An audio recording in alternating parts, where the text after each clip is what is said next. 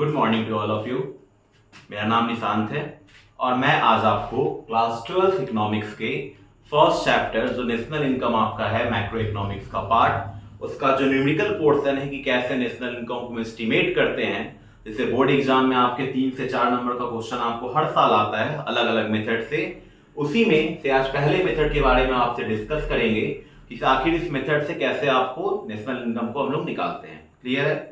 तो सबसे पहला मेथड जो नेशनल इनकम को कैलकुलेट करने का आपके सामने है वो आपका नाम है उसका वैल्यू एडेड मेथड। आपका क्या नाम है? आपका value added method. Value added method का जैसे ही क्वेश्चन आप देखोगे, पहली बात कि क्वेश्चन पहचानने का तरीका क्या है कि ये वैल्यू एडेड मेथड का है कि नहीं है, क्योंकि बच्चे काफी कंफ्यूज होते हैं उस चीज में। तो क्वेश्चन में या तो आपको सेल्स दिया रहेगा या तो आपको इंटरमीडिएट कंजम्पशन दिया रहेगा, ठीक है, इंटरमीडिएट कंजम्पशन आपका दिया रहेगा, या क्वेश्चन में आपका परचेज दिया रहेगा, ये दोनों दिया रहेगा तो हम इसको लेते हैं, या क्वेश्चन में आपका क्लोजिंग स्टॉक रहेगा या आपका ओपनिंग स्टॉक रहेगा। इतना डेटा सफिशिएंट होता है ये पहचानने के लिए कि आपका ये क्वेश्चन वैल्यू एडेड मेथड का है। तो सबसे पहला बात, वैल्यू एडेड मेथड में जो सबसे पहला जो एग्रीगेट आपको निकाला जाता है उस एग्रीगेट का नाम है आपका GDP at MP, gross domestic product at market price को आपको फाइंड आउट करते हैं।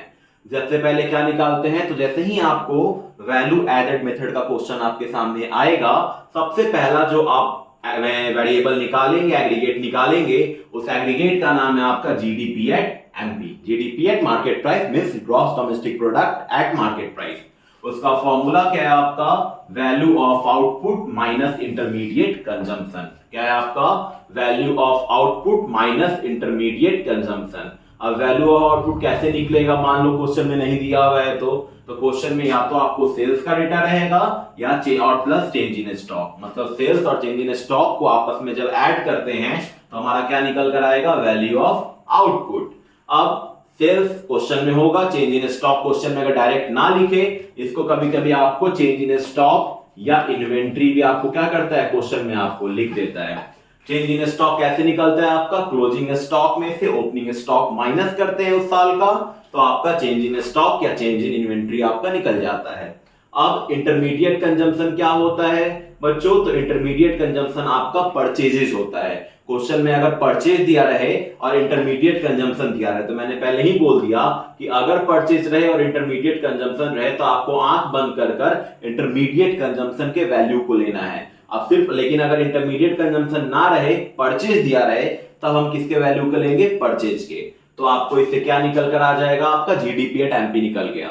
और जैसे ही आपका जीडीपी एट एमपी निकला तो आप नेशनल इनकम का क्या होता है वेरिएबल आपका? NNP at FC.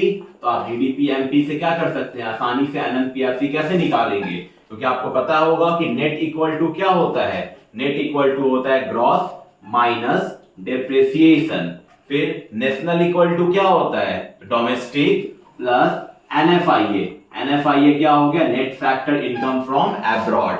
और एफसी इक्वल टू क्या होता है आपका? MP minus NIT, net indirect tax आपका। ठीक है, तो ये आपका नेशनल इनकम निकल गया।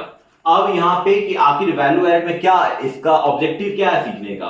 सपोज करो कि एक व्हीट मिल के ऑनर ने 500 में आपको गेहूं परचेज किया, व्हीट को परचेज किया आपको किसान से 500 में, और उसने बेकरी वाले को 700 में गेहूं बेचा। आखिर 500 के गेहूं को उसने 700 में बेचा, तो 200 रुपया का उसने क्या ऐड किया आपको? बेसिकली 200 रुपया का उसने क्या ऐड किया आपको? वैल्यू क्या किया आपका? ऐड आपको किया। ठीक है, तो ये आपका था वैल्यू एडेड मेथड का क्वेश्चन। ठीक है, अपने फ्रेंड्स के साथ शेयर करिए, वीडियो पसंद आए तो प्लीज लाइक करिए और चैनल को सब्सक्राइब कर सपोर्ट करते रहे। Thank you so much.